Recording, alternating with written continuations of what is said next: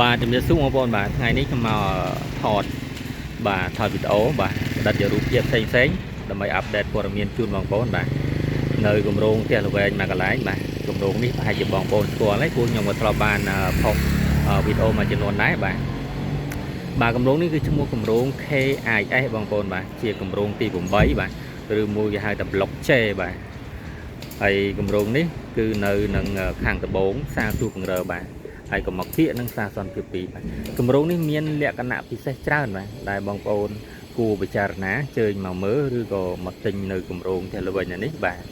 ដែលលក្ខណៈពិសេសនោះរួមមានទី1គឺផ្លូវរត់បងប្អូនបាទផ្លូវរត់គឺជាប់ខាងមុខខាងក្រោយខាងឆ្វេងខាងស្ដាំទាំងអស់ផ្លូវរត់ហ្នឹងណាបាទហើយផ្លូវរត់ខាងមុខនេះគឺចាក់បេតុងរួច 100% បងប្អូនបាទបេតុងយ៉ាងស្អាតបាទធ្វើដំណើរយ៉ាងស្រួលបាទហើយគម្រោងពិសេសដែលជាប់ផ្លូវរត់ទាំងមុខទាំងក្រោយទាំងឆ្វេងទាំងស្ដាំហ្នឹងគឺមិនសូវជាមានទេបងប្អូនបាទតែគម្រោងនេះពិសេសបាទពិសេសមែនតើ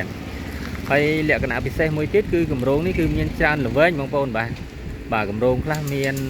50 60 100ល្វែង200ល្វែងអញ្ចឹងណាតែគម្រោងនេះគឺគម្រោងធំមានរហូតដល់ជិត500ល្វែងបាទចំពោះបងប្អូនដែលស្វែងរកផ្ទះហើយចង់បានគម្រោងធំបាទដែលបងប្អូនគិតថាអាចងាយស្រួលក្នុងការបើកប្រកបរបររកស៊ីលក់ដូរអញ្ចឹងណាអាចជើញមកមើលគម្រោងនេះបានបងប្អូនបាទវាគម្រោងធំបាទហើយលក្ខណៈពិសេសមួយទៀតគឺគម្រោងនេះផ្ទះស្អាតមែនទែនបងប្អូនបាទបងប្អូនមើលអញ្ចឹងថាជាមិនទាន់ឃើញសូវស្អាតទេប៉ុន្តែបងប្អូនជើញមកមើលផ្ទាល់ណាបាទមកមើលផ្ទះគំរូបាទផ្ទះស្អាតមែនទែនបាទម៉ូដស្អាតខាងក្នុងគ្រឿងសំណង់ស្អាតមែនទែនគូជាទីតាក់ចិត្តចាប់អារម្មណ៍ណាមកឃើញផ្ទះគឺស្រឡាញ់តែម្ដងបងប្អូនបាទហើយផ្ទះយើងមាន4 គុណនឹង10 គុណនឹង11 គុណនឹង12បាទ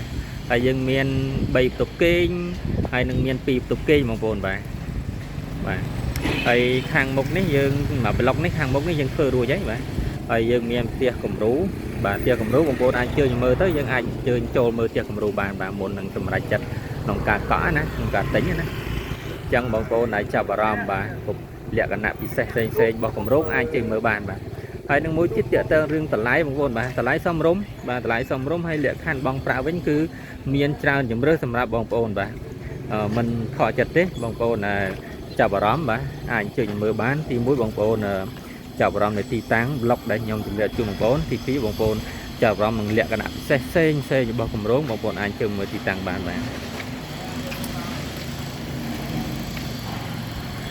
នេះបងប្អូនបាទខាងក្រោយណា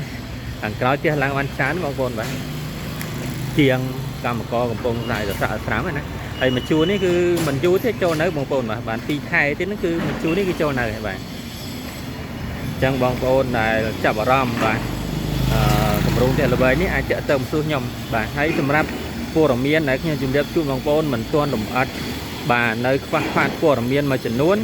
ហើយឬក៏បងប្អូនចង់ដឹងព័ត៌មានបន្ថែមបាទបងប្អូនអាច call ឬមួយក៏ឆាតតាម Telegram